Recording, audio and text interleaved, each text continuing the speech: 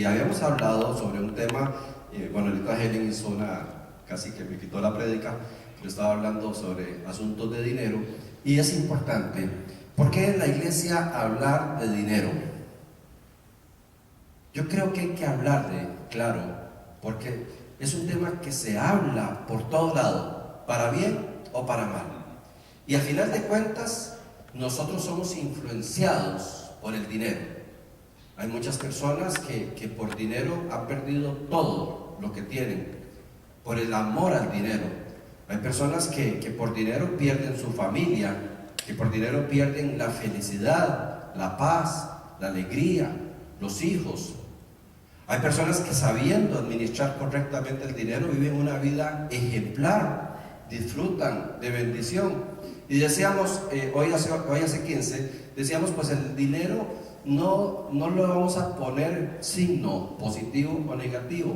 El dinero es neutro. Usted decide si el dinero va a ser bueno o va a ser malo. Pero en la palabra de Dios encontramos muchos consejos de cómo manejar asuntos económicos. Hay una simplificación que dice la Biblia, es: mas buscad primeramente el reino de Dios y su justicia, y todas las cosas nos serán añadidas. Entonces el cristiano tiene una prioridad, que es Dios, que es los preceptos de Dios. Y en los preceptos de Dios vamos a encontrar la administración y la correcta utilización. Y yo me voy a permitir en esta mañana hablar un poco fuerte y profundo, porque sobre este tema se ha ensuciado mucho últimamente. Y hay cosas que a veces uno oye de predicadores que asustan, hablando de asuntos económicos. A veces escuchamos, he visto cosas que digo, eso es increíble que alguien lo esté diciendo. Se está viviendo una fuerte tendencia a seguir adorando. ¿Se acuerdan cómo se llamaba el Dios que se adora en Estados Unidos? Mammon, ¿verdad? Que es el Dios del dinero. Y hoy por hoy, desgraciadamente, vemos muchas iglesias adorando a ese Dios, donde lo único que importa, lo más fuerte, lo más presión, es el dinero. Y quieren tener las iglesias llenas y con mucho dinero, y hacer muchas cosas con mucho dinero para hacer la iglesia más grande, más bonita, más moderna, y no les está importando las almas. No les está importando hablar de las verdaderas necesidades. Entonces son predicaciones light, suavecitas, de las que todo el mundo aplaude.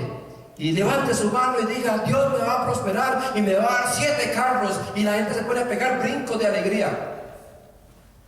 Y declárelo, váyase al dealer y vea el carro y póngale las manos y dice: es mío, es mío y es mío, hasta que Dios se lo dé. Mentira. Si quiere, hágalo. Pero no es cierto, no está en la palabra de Dios. Hay unas prioridades muy diferentes en la palabra de Dios con respecto a lo que nos están vendiendo en este momento. Se ha mercantilizado y es bíblico. Para mí el dinero es muy importante. Para la iglesia el dinero es muy importante, pero no es prioritario. Al final de cuentas, nos vamos a morir. ¿Y cuánto dejó Rockefeller cuando se murió? Todo lo dejó. No se llevó absolutamente nada. ¿Recuerdan los indios de hace muchos años que los enterraban y le echaban toda su riqueza en sus tumbas?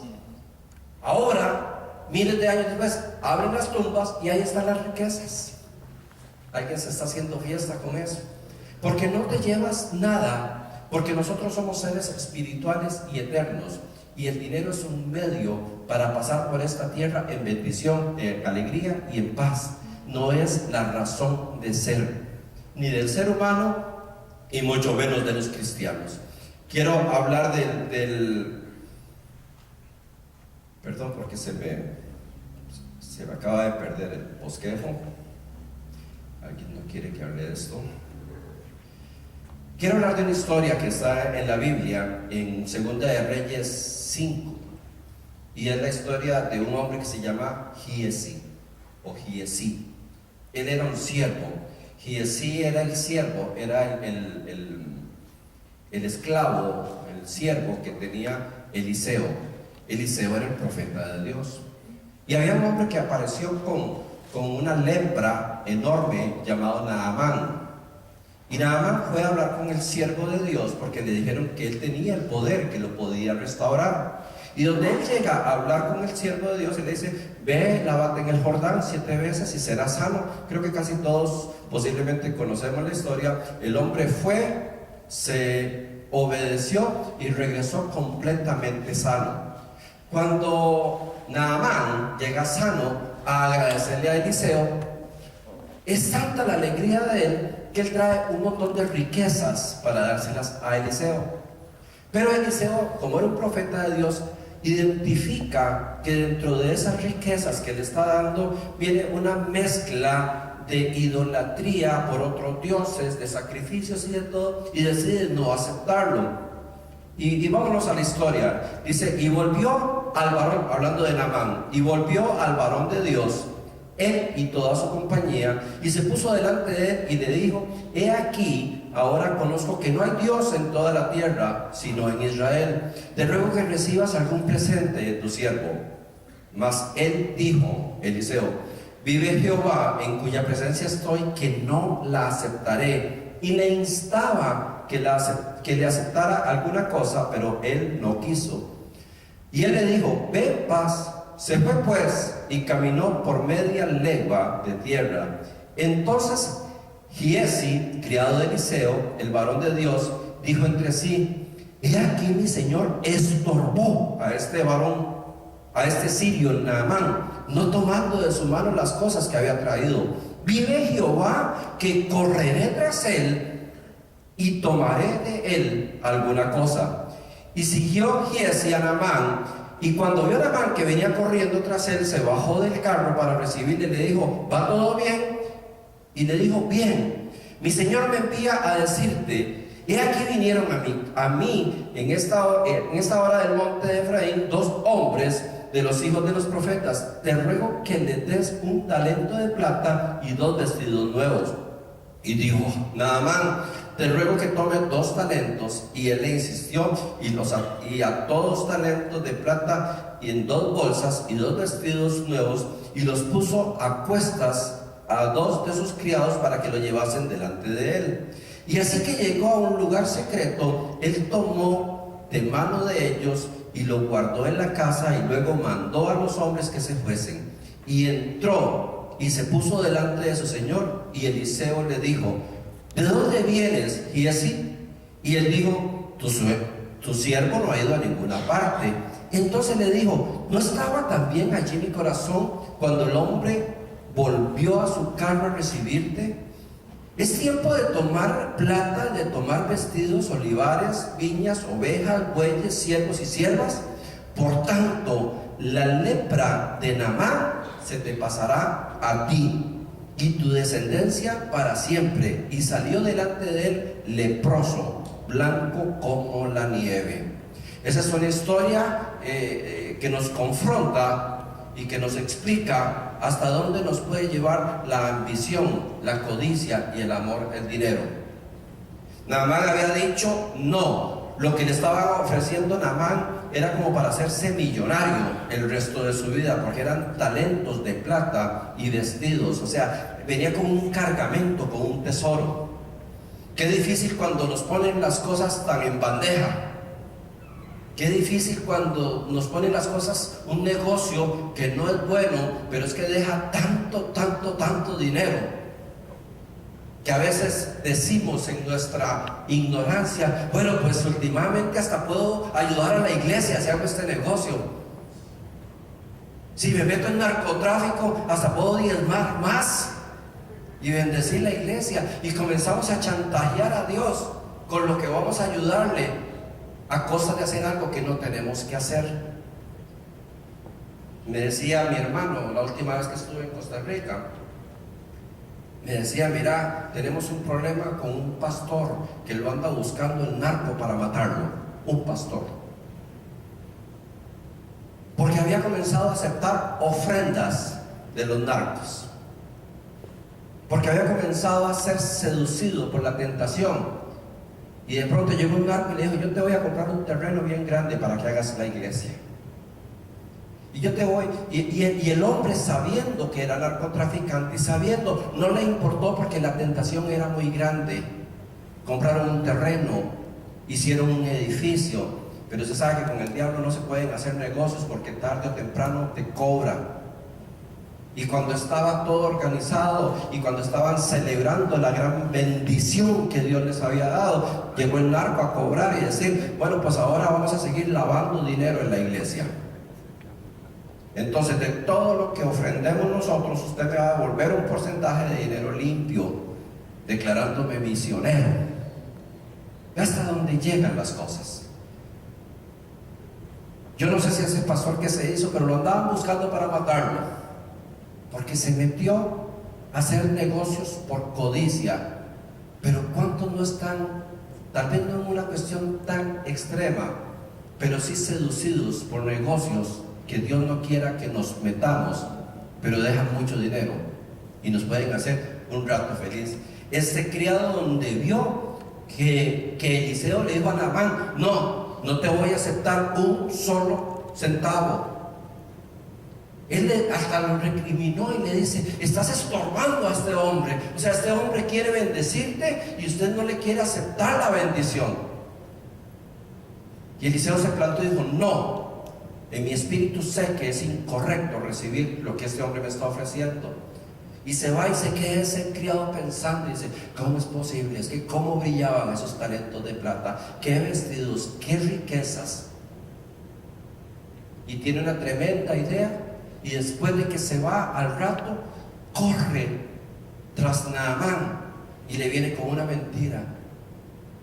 Mira, apenas te fuiste, llegaron unos hijos de los profetas y dice mi señor que si no les puede dar un pedacito de lo que tenías para... Claro, le dice Naamán, y le entrega un montón de cosas y se viene feliz, porque en el momento que nosotros disfrutamos las riquezas, sean bien o sean mal habidas, nos provoca alegría. En el momento que nosotros logramos obtener algo, nos llenamos de placer, independientemente de donde venga. Un ladrón, después de que roba y ve todo lo que se robó, se siente feliz. Le dura poco la felicidad cuando ve que lo está buscando la policía, pero en el momento se siente feliz. Y este siervo viene contento, viene feliz. Y Dios le revela al profeta lo que había pasado. Y el profeta lo llama y le dice, ¿dónde andabas? En ninguna parte. ¿Y no estaba mi corazón contigo cuando fuiste a pedir dinero? Y lo comienza a confrontar. Y le dice, por la codicia de tu corazón, ahora la lepra que tenía este hombre se te va a pegar a ti y a toda tu familia. Lo que quiero decirte con esto es que cuando entramos en el pecado de la codicia, no solo nos dañamos nosotros, sino que dañamos a toda nuestra familia. Y hay un montón de hijos, esposas inocentes sufriendo por un codicioso que se metió a hacer malos negocios, que se metió a hacer cosas fraudulentas, que por unos dólares más vendió toda la integridad y ahora toda su familia está con el dolor y la vergüenza. La ambición y la codicia nos quita la visión y el propósito. Les decía que muchos han emigrado para los Estados Unidos para vivir bien, y muchos dijeron, me voy por 3 años, voy a trabajar duro y me devuelvo a mi país, me pongo un negocio y vivo bien el resto de mi vida. Si yo no necesito mucho. Pero cuando se vienen y comienzan a envolverse en el sistema y a gastar todo lo que tienen y a consumir, y son parte de este sistema consumista donde es consumir y consumir y consumir, y a los 3 años comienzan a extender su plazo. Va a quedar otro añito más y otro añito más, y así llegan 20, 30 años y esa persona se olvidó de su familia, se olvidó de sus hijos, se olvidó de todo su propósito. Algunos tienen hasta su nueva familia ya acá, su otra esposa, sus otros hijos y su familia engañada por allá. Cuando tienes codicia, pierdes la visión. Porque muchos dicen, con un poquito me conformo, pero cuando tienen ese poquito, quieren otro poco. Y cuando tienen ese poco, quieren otro poco. Y ahí ve usted gente millonaria, pero millonaria, viendo a ver qué negocio hace para tener más, viendo a ver cómo logra hacer para tener más, porque la codicia no sacia a nadie. Es un hueco sin fondo que entre más le sacas, más grande se hace. La codicia lo condujo a muchos otros pecados a este hombre, ya que este hombre se fue, comenzó a mentir, comenzó a engañar, comenzó a falsificar, porque cuando nos hacemos codiciosos no podemos ser transparentes. Ahí se denomina pecado capital a un pecado que nos produce o nos lleva a un montón de pecados más, y la codicia es un pecado capital. Es un pecado que no lo puedes cometer y quedarte con él nada más. Tienes que comenzar a ver cómo justificabas. Yo muy pequeñito comencé a robarle a mis papás. Y era emocionante, ¿verdad? Y entonces, tal vez había una platita por ahí y yo veía que no tenía dueño, ¿verdad? Y pasaba y me la metía a la bolsa. Y después con esa plata me iba para la tiendita, allá se le llama la pulpería, y compraba chocolates o confites dulces. Era emocionante, yo me sentía el hombre más afortunado del mundo. Pero cuando yo llegaba a la casa lleno de chocolate, mi mamá me decía, ¿qué estabas comiendo? ¿Y qué decía yo? Nada. Lo que dicen los niños, nada. Seguro alguien me embarró de chocolate ahí sin darme cuenta. Alguien me dio un beso. ¿Usted huele a puro chocolate? Ah, es que me encontré uno. Y ahí comenzaba yo desde niño a fabricar mentiras. Es que me encontré la plata en la calle. Es que me encontré esto. Es que me la regalaron. Desde muy niñito la codicia te va llevando a fabricar mentiras para justificar lo que tienes.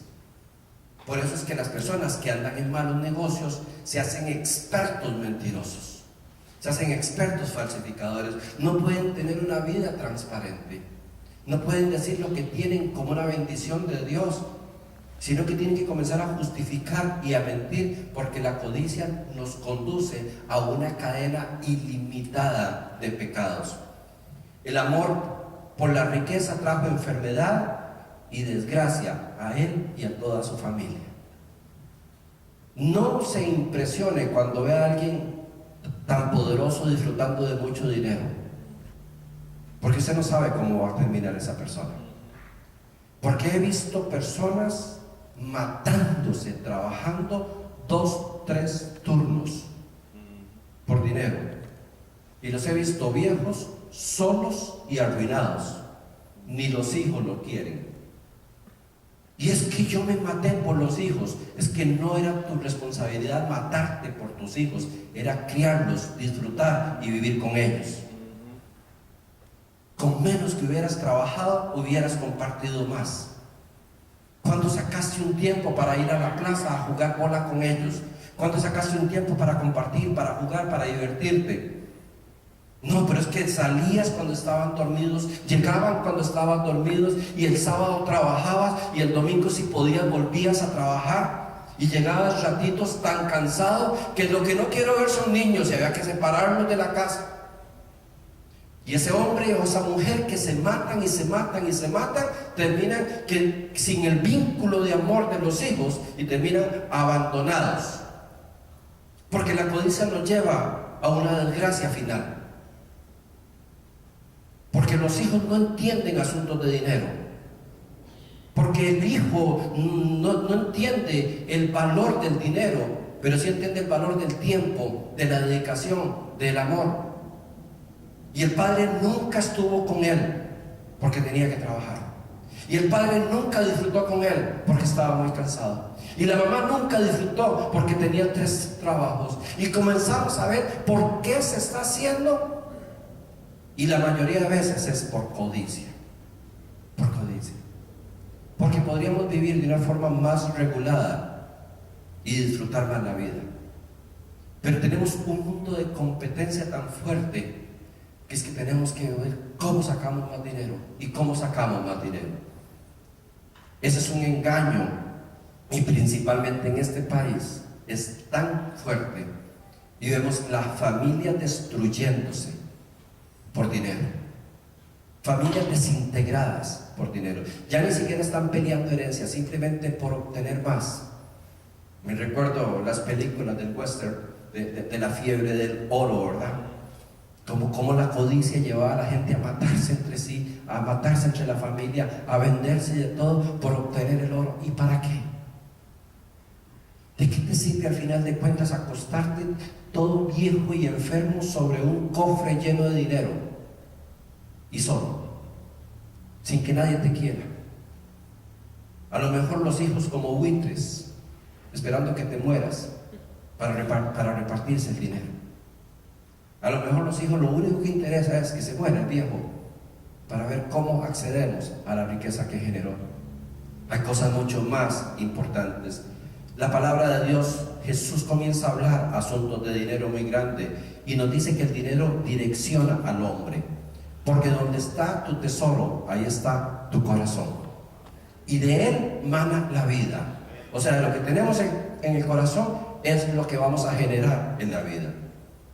Y si mi tesoro es hacer dinero, ahí voy a direccionar mi vida y eso es lo que voy a hacer. Y todo va a girar alrededor de eso. Todo. Puedo direccionarme completamente. Y le digo, es insaciable. La codicia es un pecado insaciable. Puedes tener mucho y vas a necesitar más. Puedes tener 50 pares de zapatos y te vas al mall y sientes la necesidad de comprarte 3, 4 pares más, porque ya entró la codicia. Ya no es el deseo de tener más, ya no es de disfrutarlos más, es tener más. Oía de un jeque, de esos que tienen tanto dinero allá en Oriente, que tiene un convenio con la Mercedes-Benz, y le tiene comprados los 4 últimos modelos que van a fabricar los próximos años. Ya los pidió de antemano. ¿Se imagina qué sin gracia que te lleguen en cajas los modelos? Y dice que la mayoría de sus carros nunca los ha usado, y gasta millones comprando las producciones que vienen por codicia, por simplemente ser el primero que obtuvo el carro, por decir yo lo tengo sin necesitarlo. Y así nosotros muchas veces, y es algo que hay que cuidar en el corazón nuestro, Señor, que no nos hagamos codiciosos, porque en este país principalmente es tan sencillo hacerse codicioso, porque en este país nos ponen tanto tan fácil que comenzamos muchas veces a malgastar la bendición que Dios nos ha dado económica, y la estamos gastando simplemente porque todo el mundo la gasta. Porque si salió el último teléfono, y aunque el tuyo sea nuevo, la gente madruga para ser el primero en tenerlo sin necesitarlo, y hasta se pelea.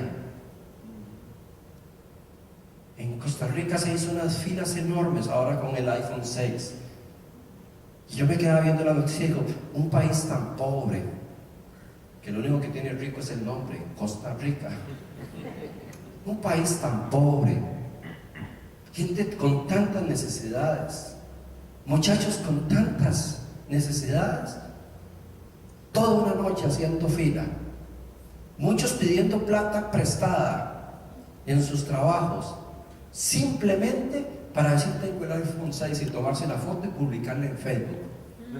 Se sienten el ser más importante del mundo en ese momento, y a veces al mes están viendo a ver si lo devuelven, porque no tienen con qué pagarlo.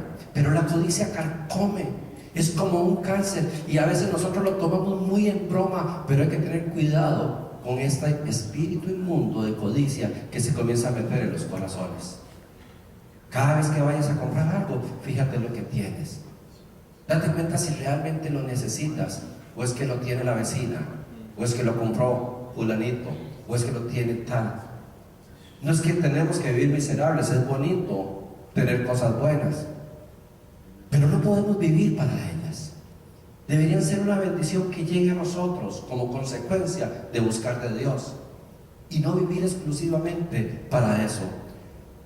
En la codicia nos cuesta depender de Dios.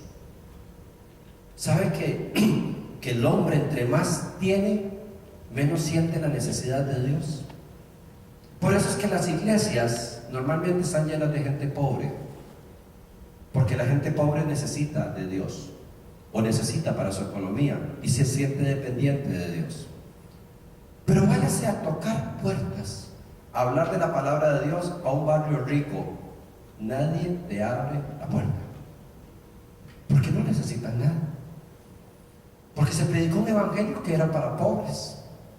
Entonces el que tiene mucho dinero siente que no necesita de Dios. Hay mucha gente que ha buscado de Dios en la pobreza, Dios lo saca de la pobreza y se olvidan de Dios.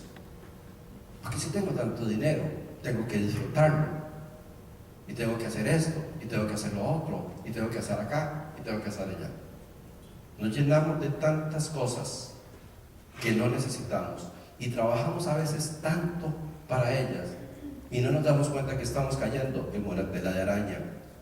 Acuérdese la ofrenda de la viuda, y es que la viuda nos da una lección que yo creo que muy pocos seres humanos lo han hecho. Dice que el Señor se sienta al frente del lugar donde se depositan las ofrendas en el templo y ve a muchos ricos echar mucho. Y es que para un rico echar mucho puede que lo que esté echando sea miseria. O sea, si yo esa semana me gané $10,000 y tal vez eché una ofrenda de $700, eso no es significativo. Pero dice que la viuda viene con un par de moneditas y aclara el Señor Jesús al final que era todo su sustento. Y yo le pregunto a usted, ¿cuánto le entregarían a Dios todo su sustento? ¿Cuántos se animarían de agarrar el cheque y todo lo que tienen en el banco y decir, esto va para la obra de Dios? Me quedé ni siquiera para echarle gasolina al carro, no tengo ni para pagar la luz, ni para pagar el agua, ni la casa. ¿Cuánto lo harían? No le estoy diciendo que lo haga, salvo que Dios le diga que lo haga, pero la ofrenda de la viuda nos enseña de una mujer que depende completamente de Dios, que está dispuesta a deshacerse de todo su sustento, porque sabe que Dios es su sustento. Cuando nosotros creemos que tenemos un Dios grande, poderoso y fiel, no nos preocupamos mucho por lo que tenemos, porque sabemos que todo lo que tenemos proviene de Dios, y que Dios es fiel, y que Dios nos bendice. Por eso es que tenemos que ponerlo de primero. ¿Cuántos no han dejado a Dios por un buen trabajo y al tiempo los echan del trabajo y se quedaron sin Dios y sin el trabajo? La codicia nos hace olvidarnos de que hay un Dios que es el que regula nuestras vidas, que yo puedo estar amontonando riqueza. Y la palabra de Dios nos habla de un hombre que dice que en la noche estaba haciendo números, a lo mejor como usted y yo a veces nos sentamos ahí con la calculadora, y ese hombre estaba sacando números de todo lo que se estaba ganando. Y dice, wow, la producción está tan buena, las ventas están tan altas, Wall Street está topando. Voy a tener que levantarme mañana, hacer nuevos graneros porque ya no me cabe la mercancía. Voy a tener que hacer un departamento de ventas.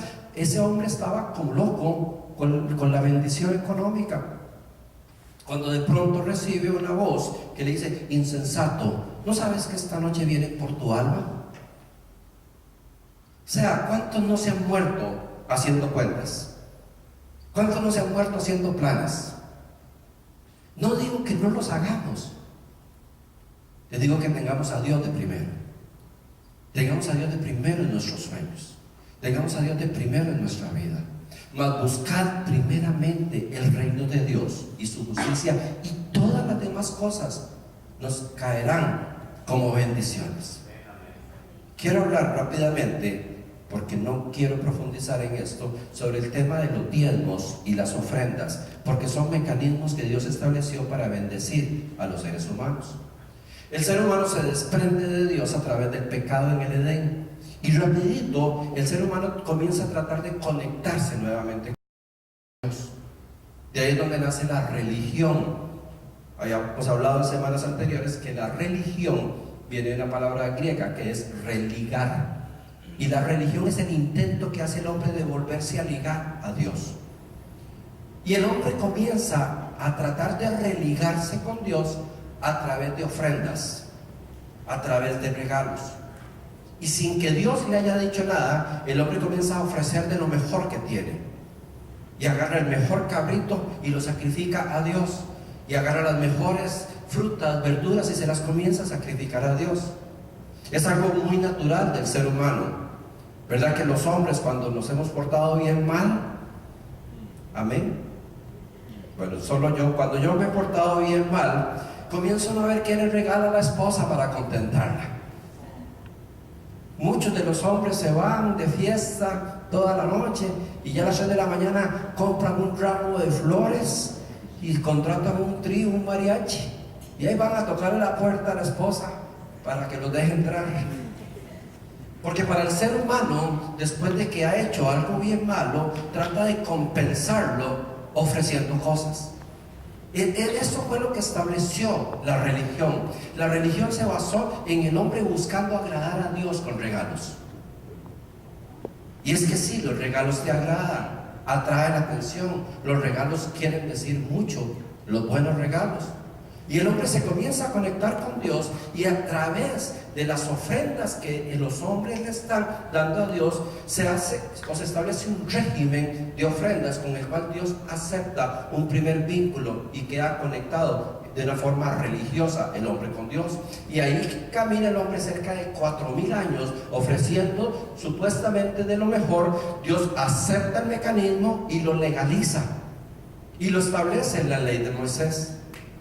Y establece la ley del diezmo, y el diezmo es apartar la 10ª parte de algo. Y les dice, bueno, se los voy a establecer el 10% de todo como un mecanismo de fidelidad, y acepta la ofrenda, que no es el diezmo, como un ofrecimiento. La ofrenda es ofrecer algo para honrar. Usted le ofrenda a alguien para honrar a esa persona. Y quedan establecidos y quedan por ley. El primer hombre que diezma bíblicamente es Abraham, sin que nadie se lo diga, y da el 10% de todo. Después viene Jacob, su nieto, y da el 10%. Y de ahí se comienza a establecer una norma del diezmo. ¿Por qué Dios establece este mecanismo? Porque Dios establece sistemas de fidelidad para con el hombre. Y a veces no hemos entendido, y creo que Helen lo apreció ahora muy bien. No son mecanismos económicos, son mecanismos de fidelidad. ¿Cuál fue el pecado de Adán y Eva? Se comieron el diezmo. Porque el Señor los pone en el huerto y le dice, de todo lo que hay aquí pueden comer, excepto de este. Este es el mío. El pecado de ellos fue infidelidad, porque llegaron a comer de lo que no se podía comer. Pues con el diezmo Dios establece un sistema de fidelidad donde le dice al hombre, de todo lo que te doy, lo puede gastar en lo que quiera, menos de esta parte. Es exactamente lo mismo que puso a Adán y Eva en el huerto del Edén. O sea, gaste, tiene un 90%, haga lo que quiera, pero de esto no lo toque. Y uno de los pecados que comenzó a cometer el pueblo de Israel era que comenzaron a comer del fruto prohibido. Comenzaron a comerse de lo que les habían dicho que no se podía comer. Los diezmos es un sistema, y los impuestos se generaron bajo el ejemplo de los diezmos. Son sistemas de regulación de fidelidad. Si usted tiene un negocio aquí en los Estados Unidos o en tu país, el Estado le dice a usted, usted va a cobrar un impuesto, lo va a tener como tuyo, pero no es tuyo, y después me lo devuelve. ¿Sí me entiende? Digamos, yo vendo camisas a $100, pero las camisas que estoy vendiendo tengo que aplicarles un impuesto. Entonces al final las vendo en $110. Esos $10 no son míos, yo los cobré, entraron a mi cuenta, yo los tengo, pero hay una ley que dice que esos $10 tengo que devolvérselos al verdadero dueño. Exactamente igual, simplemente el diezmo. Y el diezmo sigue siendo con leyes bien complicadas, cosas que yo no entiendo todavía. Si usted tenía un hato de ganado y todo lo que había nacido en ese año, vea qué difícil, usted los tenía que poner en fila para que entraran, digamos, 300 ovejas o vacas, y venían pasando y usted decía 1, 2, a como se acomodaran. Cuando usted decía 10, tenía que agarrarla y apartarla, y esa iba para Dios. Y después pasaban 1, 2, pero a veces la número 10 era la más gorda, o la más bonita, o la que pintó la mejor raza. Entonces la gente decía 11, y le sacaba la 11, que era la flaca. Y ahí comenzó el hombre a tergiversar lo que le tenía, porque decía, de todos modos es para matarla, vamos a matar la gorda y matemos la flaca. Es igual. Vean, si ahora diezmar es difícil, yo creo que diezmar en ese tiempo era más difícil todavía. Y usted agarraba y tenía que sacar lo que cayera en 10 y echarlas ahí no había camión, en la carreta o donde fuera, y tal vez ibas con 8 de las mejores vacas, porque yo creo que en esa prueba de fidelidad Dios permitía que siempre la 10 fuera la mejor. Y ese hombre iba a decir, ay, qué pecado, ¿verdad? Las más lindas, las de mejor raza, me quedó esta renca, me quedó esta flaca, esta se me murió el otro día, uy, esa era la que tenía que haber dado. Y el hombre seguro las noches complicado, a como usted y yo a veces, uy, es que si diezmo no voy a poder hacer esto, y si saco el diezmo no puedo hacer esto, y con ese pleito que a veces se nos surge. Y todavía llevar esas vacas a la casa donde estaba el sacerdote y su familia, las estazaban y se las comían. ¿Y sabe cómo estaban esos sacerdotes?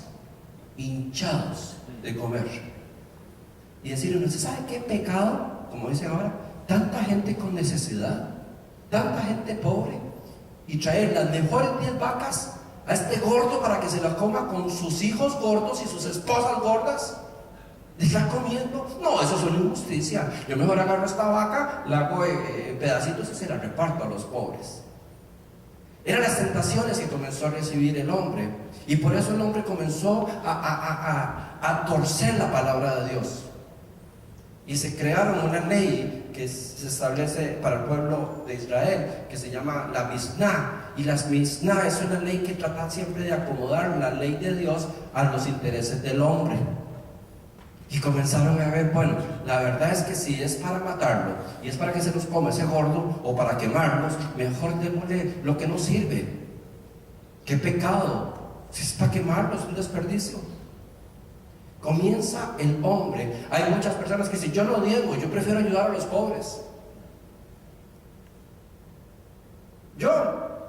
Para ese pastor que tiene carro, que tiene esto, no, está loco, yo no diezmo, yo prefiero darle esto a un pobrecito. El mismo espíritu que le comenzó a hablar a los mismos seres humanos, a decirle, vea, no sea tan tonto. Usted llega con 7 vacas y acaba de llegar otro con 15 ovejas, y mañana viene otro con 20 chivos. De esa gente se va a volver loca con todo lo que se le está llevando. Vea cómo tienen eso. Bueno, pues era la ley. Se estableció así. Y el hombre no le debería importar a quién se lo daba, porque era Dios, y simplemente la figura sacerdotal era un símbolo o un lugar donde él llegaba a entregarlo a Dios. Lo que se haga de ahí en adelante no importa. Allá cada uno lo que haga con eso. Yo estoy hablando, iglesia, de la pura ley. Entiéndanme que no les estoy hablando todavía de la época actual. ¿Cómo se estableció la ley? Cuando Jesús, ¿se acuerdan que Jesús entró al templo? Ya me sonó la campana. ¿Se acuerdan que Jesús llegó al templo y sacó un látigo y comenzó a sacar a los mercaderes, y dice que volcó las mesas y comenzó a volar por todo lado. ¿Sabe por qué era? Porque se había hecho un mercado dentro del templo. Entonces serían un montón de gallinas enfermas y palomas a punto de morir. Tenían un montón de vacas con las patas quebradas, corderos ciegos, con sarna, con piojos. Tenían todo. Ahí nació el mercado de la pulga. Todo el pulguero de todo lo que no servía lo tenían ahí para que la gente comprara ofrendas, porque de todos modos era para matarlos. Entonces, en lugar de usted traer sus ovejitas que Dios le había suplido, usted mejor llegaba al templo y le compraba a la gente 2 ovejas a punto de morir con cáncer terminal. Entonces se le compraba esa porquería, se le entregaba al sacerdote y decía: ya le pagué, ya pagué mis diezmos. ¡Qué sinvergüenzas! O sea, eso fue lo que molestó a Jesús. Dice: han hecho de la casa de oración, han hecho una cueva de ladrones. Terrible, pero tan terrible como muchos lo hacen hoy. Y se me quedaron serios. Muchos con una mezquindad para con Dios, con un dolor de honrar a Dios con sus bienes. Cuando Jesús viene, cambia todo ese sistema. Jesús legitima el diezmo, pero no lo legaliza. Y a partir de que viene Jesús, como que la historia nos cambia a nosotros. Y aparece una parte en la palabra de Dios que es el sustento, y que nos dice: cada uno dé conforme propuso en su corazón. Yo creo en el diezmo, y yo creo en todas las bendiciones del diezmo. Yo creo en la palabra de Dios, y nosotros somos fruto de la bendición de haber diezmado durante muchos años, y vivimos en la bendición de los diezmos. Pero fue algo que propusimos en nuestro corazón, no que nos impuso ningún pastor ni nadie, porque esto no se puede imponer. Porque dice que el que no dé con tristeza, ni por necesidad. O sea, no dé a la fuerza. Cuando diezmas u ofrendas a la fuerza, estás botando tu dinero. Y eso es antieconómico, y normalmente en las iglesias no se habla, porque si les hablo así, nadie, pues no lo haga. No lo haga, porque hay ofrendas que ofenden.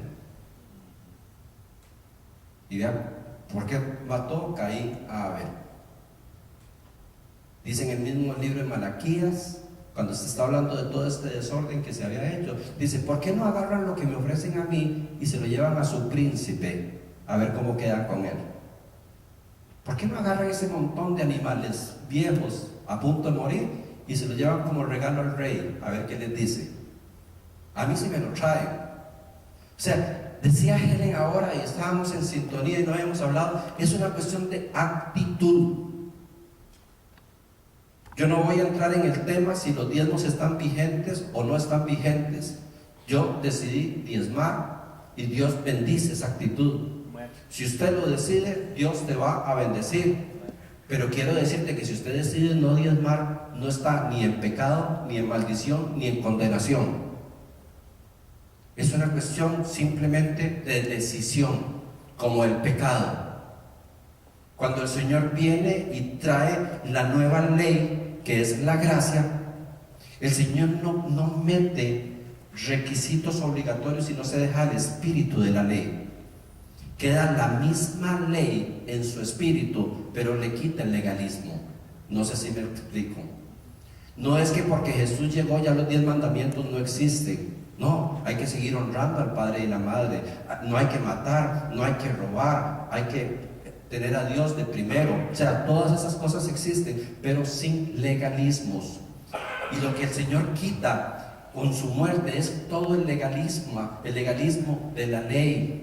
Y dentro de ese legalismo de la ley se quitan todos los sacrificios, las ofrendas, y todas esas cosas cambian. totalmente. Los que persisten aún, pastores e iglesias que persisten a decir, es que eso está activo y tiene que ser exactamente igual que ese tiempo, yo los reto a que le traigan el próximo domingo un poco de vacas y ovejas y gallinas y que se las pongan en el parque y que sacrifíquelas acá, y esa es la ofrenda de nosotros. Ya no aplica, porque lo que aplica es el espíritu de la ley, y el espíritu de la ley era honrar a Dios. ¿Cómo vamos a honrar a Dios? Como usted proponga en su corazón. La fórmula matemática es muy fácil. El que siembra escasamente, escasamente cosecha. El que siembra abundantemente, abundantemente cosecha. Pero por lo menos yo no me atrevo a decirle a nadie, tiene que diezmar. No lo hago porque en la Biblia no lo encuentro. Es una decisión de su corazón. Yo le hablo de las virtudes del diezmo, de bendición del diezmo, de ofrendar a Dios, de dar lo mejor. Pero yo no condeno a quien no lo haga, no juzgo a quien no lo haga. Esa es una decisión suya. Ni siquiera está mal con Dios si no lo hace. Nosotros, por una decisión personal, decidimos hace unos años diezmar a Dios de todo lo que nos dieron. Lo decidimos, lo propusimos mi esposa y yo, y fue nuestro pacto con Dios. Años después, para la gloria de Dios, dijimos, vamos a aumentar de un 10% a un X%. O sea, ya no diezmamos, damos un porcentaje de lo que Dios nos da. Pero eso fue nuestra propuesta, y Dios ha bendecido esa propuesta, porque el que siembra cosecha. Si usted siembra limosna en el reino de Dios, va a recibir limosna de parte de Dios. Si usted siembra de lo mucho que Dios le da, Dios va a bendecir exactamente lo que tú hagas. No tenemos que asustar a la gente que si no diezma está en pecado, porque no es cierto. No podemos tampoco ofrecer que si diezma se le van a solucionar todos los problemas, porque no es cierto. Porque la relación ahora del espíritu de la ley es honrar a Dios. Cierro contándoles una historia. Hace algunos años, recién estábamos nosotros convertidos y estábamos en una crisis económica terrible, porque llegamos a Dios quebrados por la mala administración. Le debíamos plata a medio mundo, no teníamos con qué vivir prácticamente, y todavía comenzamos a honrar a Dios con lo poco que teníamos, y se nos complicó la economía. Estábamos mal. Recuerdo que la iglesia donde estábamos, en la iglesia preciosa, estaba creciendo mucho, y de pronto llegó el pastor y dice, vamos a hacer una segunda planta enorme acá, porque no cabe la gente, y queremos que las personas que quieran comprometerse con Dios a entregar una ofrenda de $1,000 de aquí a que termine el año, pasen adelante. Y mi esposa y yo, todos gallitos, pasamos adelante. Y dice, no importa si usted no lo tiene, pero si Dios se lo da, siémbrelos. Yo le dije, madre, hagámoslo. Y recuerdo que pasamos y nos dieron un sobre y nos sentimos muy contentos. Pues vamos a colaborar con esto. Pero conforme pasaban los meses, cada vez teníamos menos. Y habíamos hecho una cajita, ahí vamos a ir guardando para en diciembre entregar la ofrenda. Y más bien esa cajita le sacábamos lo que podíamos. Y llegó septiembre, octubre y noviembre y no teníamos nada. Pero nos decíamos, nosotros nos comprometimos con Dios, nadie nos llevó a la fuerza. Dice la palabra de Dios, cuando hagas una promesa a Dios, no tardes en cumplirla. Porque nadie está prometido, nadie está obligado a prometer. Pero el que cumple, el que promete, tiene que cumplir. Y recuerdo que estábamos en esa lucha ya en noviembre, ¿qué vamos a hacer? Y todos los domingos decían, preparen su ofrenda para diciembre. Y nosotros, ay Dios santo, nos pasamos de iglesia, nos peleamos con el pastor, algo hay que hacer aquí porque no tenemos. En eso mi esposa y yo hablamos y nos pusimos de acuerdo y dijimos, pues en diciembre dan el aguinaldo, es un salario extra que dan en nuestros países. Si nos comprometimos con Dios, entreguemos. El aguinaldo era exactamente los $1,000. Y nos pusimos de acuerdo y llamamos a nuestros 3 hijos y le dijimos, muchachos, vamos a ofrendar el aguinaldo porque nos comprometimos con Dios. Y esto quiere decir, no ropa, no regalos, no paseos. Llegó el Grinch, se robó la Navidad de la casa. Recuerdo que cuando entregamos ese sobre lo hicimos llorando, porque tal vez es la ofrenda más significativa que Dios nos permitió dar. Y dijimos, si nos comprometimos, si no hubiéramos abierto la boca, no hay ningún problema, pero nosotros dijimos, yo voy, claro. Ofrendamos y pasamos la Navidad más seca de nuestra historia. Había la paz relativa, nos sentíamos contentos porque lo habíamos logrado, pero sentíamos el dolor de no tener, sentíamos el dolor de ver a nuestros niños pequeños sin que estrenar un 25 de diciembre, sin regalos, sin tener para una cena. Pero en esa noche decíamos, pues Dios sabrá, porque hay muchas promesas de Dios para quien le honra.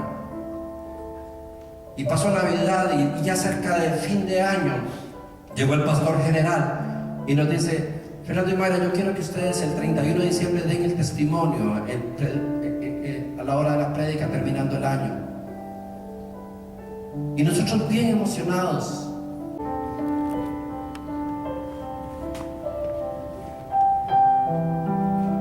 Y mientras caminaba hacia nosotros, se quitó un anillo.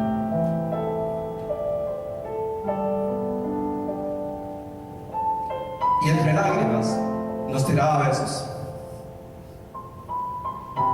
Y nos tiraba besos. Se quitó su anillo. Y entre besos, lágrimas y sonrisas, puso su anillo en la canasta. Al día de hoy yo no sé si ese anillo era de fantasía o de alguna lata o de diamante, no lo sé, seguro Mayra sí lo sabe. Pero esa ofrenda nunca se me olvidó. Yo podría decir que esa fue la única ofrenda que marcó mi corazón esa noche. Y el Señor me dijo, nunca se te olvide de esta ofrenda. Y yo recuerdo a esa mujer y su familia hasta el día de hoy, y la bendigo hasta el día de hoy. Es importante para mí hasta el día de hoy, no por lo que dio, sino por cómo lo dio. Y Dios me dijo, nunca se te va a olvidar lo que pasó hoy, y lo vas a contar donde quiera que vayas, porque mi pueblo tiene que aprender a honrarme, no con cantidades, sino con la actitud correcta. Póngase en pie, por favor.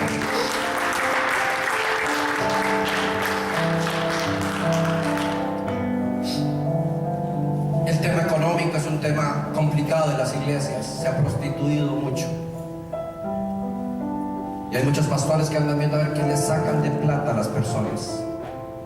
Hay muchos pastores que están viendo a ver cómo logran abusarse de la gente y te presionan de una y otra manera para sacarte el dinero. También hay otros pastores que nunca hablan de dinero porque les da vergüenza lo que han hecho otros ministros, o porque dice, si yo hablo de dinero la gente se me va. Pero el dinero es espiritual. Yo quiero que usted la próxima vez que le entregue algo a Dios, lo haga con el corazón correcto. Yo no quiero que usted improvise en el servicio a la hora de la ofrenda, a ver qué saca ahí para ver qué echa, porque a mí me lo hicieron y duele. Porque Dios no es un payaso de circo. Dios no está pidiendo limosnas ni sobros. Dios está pidiendo honra. Y a Dios no le importa el tamaño de tu cheque ni de tu billete. Lo que le importa es que el día que entregues algo a Él lo hagas con toda alegría, con todo el corazón, y declarando, yo honro a mi Dios porque Él es mi sustento. Y si yo lo tengo a Él de primero, todas las cosas me serán añadidas. Oremos, iglesia. Padre, en el nombre de Jesús, te damos gracias en esta mañana. Señor, en esta mañana te pedimos perdón por como muchas veces hemos ofrendado, porque hemos entregado dinero simplemente, irresponsablemente, y a lo mejor muchas veces te hemos ofendido y herido, porque se nos olvida que es un momento de honra y lo convertimos en una colecta. Yo te pido perdón, Señor, por las veces que yo he ofrendado con una actitud irresponsable y mala. Yo quiero honrarte con mis bienes, Señor, y que esta iglesia, cada quien dé conforme proponga en su corazón, y no por lástima, no por presión, no por negocio, sino para honrarte. Y que la bendición de Dios venga sobre tus hijos y sobre tus hijas. Que la rica bendición de Dios descienda sobre tu pueblo, para que vivamos dignamente como tus hijos y demos testimonio de un Dios que todo lo tiene y que todo nos lo da. Yo bendigo a tus hijos y tus hijas, Padre, en el nombre de Jesús. Amén y amén. Démosle un aplauso al Señor.